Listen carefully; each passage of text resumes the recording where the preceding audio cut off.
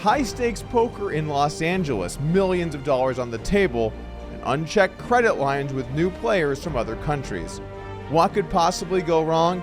Today we find out on the story of Ryusuke. He's a scammer. He owes about $500,000 to me and several other people locally. Seemed like such an awesome dude, great smile, great laugh, had a great time.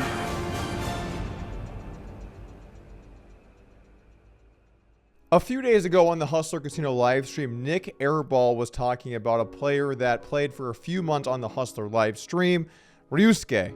He was a Japanese player that played some of the highest stakes that the room had to offer, and he seemed like a very well-received and nice person. Well, just the other day, his name came up. Mike X, a player on their stream, actually also came to the lodge. He asked Nick Airball what happened with that guy, and Airball had this to say. We're not talking about him. Really? Who is it? Who's scared? Well, maybe we should, because maybe we should tell people. Okay, Okay, yeah, he's a scammer. Chill.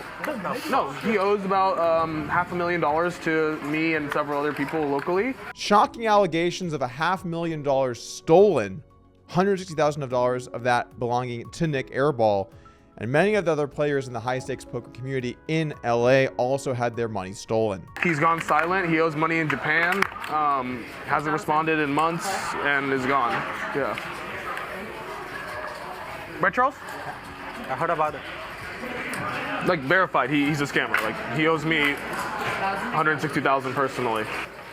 So it's unfortunate. Such a nice guy, I thought.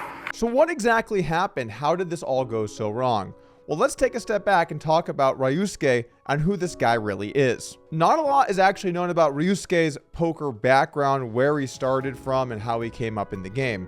There is a player from Japan on Handed Mob known as Ryusuke Kasawaki. Seems most likely to line up with being him. There's unfortunately no photos of this player. However, there were no tournaments played during his time in LA, and only recently another tournament played in Japan, which would line up with the fact that he's been missing from LA for a few months. If this player is him, it goes back to 2018, and you can see he primarily played in a lot of smaller stakes tournaments. We aren't 100% that that is him, but we definitely know what his social media accounts look like. In fact, this is his Twitter, 27 Master Ryu, where he tweeted a lot about poker. He actually has this background picture with him and JR, who is a high stakes poker player on the Hustler stream. And he also tweeted lots of clips of hands that he played in and things that happened. In fact, his fifth or sixth tweet before he went radio silent: playing with Doug for 2 days was so much fun, exciting. This is poker. We need to enjoy poker more and more. Don't need more trouble. JR, I believe, be able to meet you again, etc., etc. Let's get some sushi. So he actually, one of his final tweets was actually when I went to Hustler and I played with Ryusuke, and I actually played a couple of big pots against him, including this one where I ran a 3-street bluff. 4,300.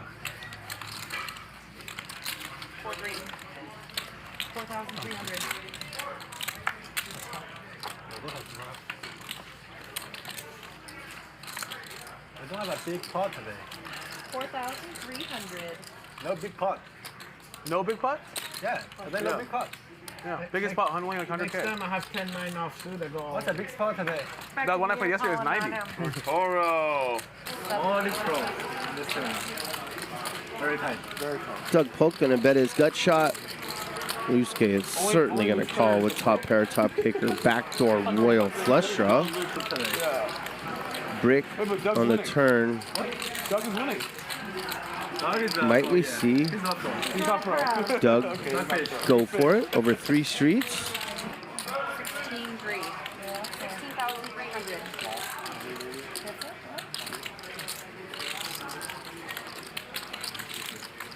Looks a little bit uncomfortable, but not giving anything away. Hand of the night, play of the night. Yeah, but getting wins and lose. 40,000.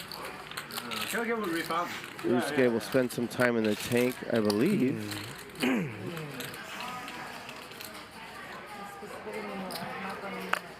Give him his highlight. Oh my God. Boom. Let's go! That's how we do it! I knew that. I want you to know what I folded. What'd you fold? Jack 10. Come on. I definitely didn't just show you that clip because I got a bluff through and was proud of it. It's important to the story. Back to Ryusuke though. If we go over to trackingpoker.com, we can see all of the sessions that people played while they played on the Hustler Casino live poker stream. Here we can see all of the dates that Ryusuke played.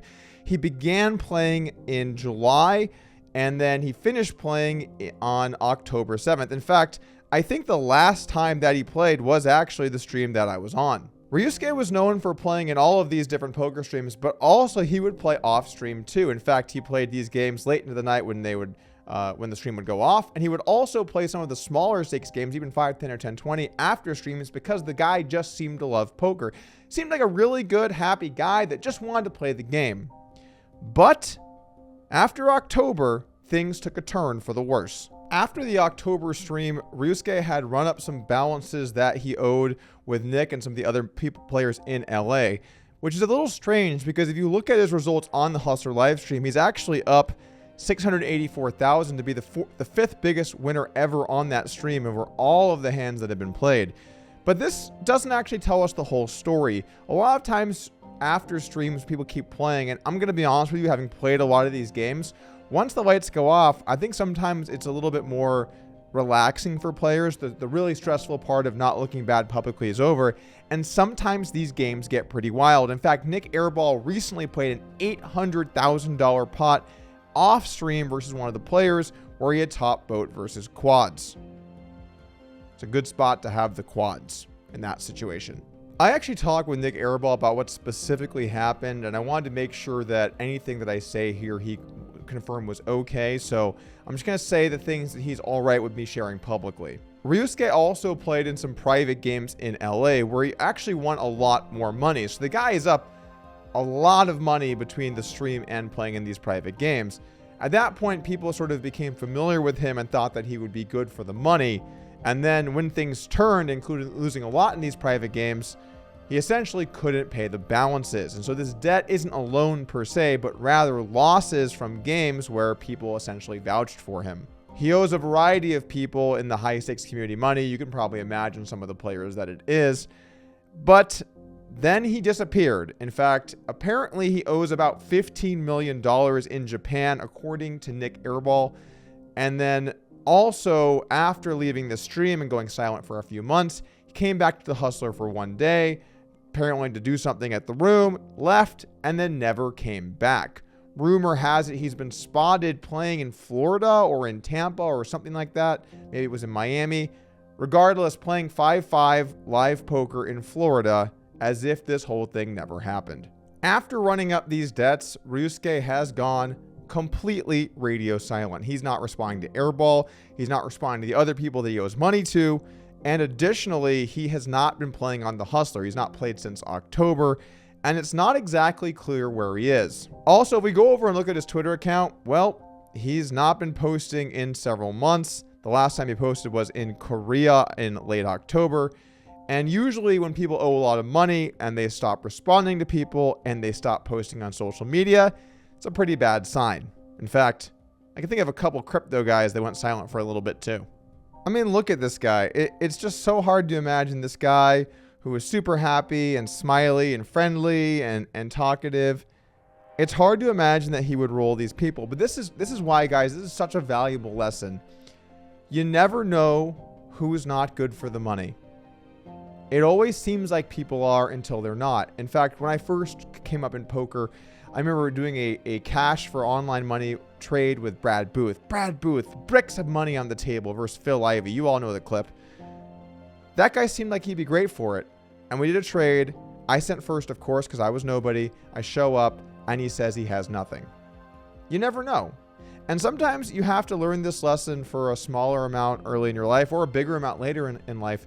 But the point is, you have to learn the lesson. Do not loan people money in poker unless you really know who they are. You know sort of the basic intricacies to their financial situation. I will say, if you know someone closely, they're a good friend, you're probably good, but you're always good until you're not. The vast majority of people I've met through poker or from poker are great people. People that are smart, intelligent, successful, have their shit together. And even if they're not good at poker, they're good at business or the game of life. But whenever there's money involved, and this is true in every industry, you're going to get the people that take advantage of the other people around them. Don't put yourself in a situation where you're the victim because you're essentially putting your money on the line. Don't be afraid to say no. It's okay. It might feel like you're being mean, but I'd rather be mean and keep my money than nice and out 160K. Just want to say thank you guys for joining me today. I appreciate people tuning in for my videos. I'm really excited to make more content for you. I already have several videos in the pipeline. So if you want lots of poker content, it's back right here on this channel. Turn on notifications so you don't miss a video. It's going to be a lot of great stuff. You guys aren't going to want to miss it. I'll see you tomorrow or next day or very soon. Peace.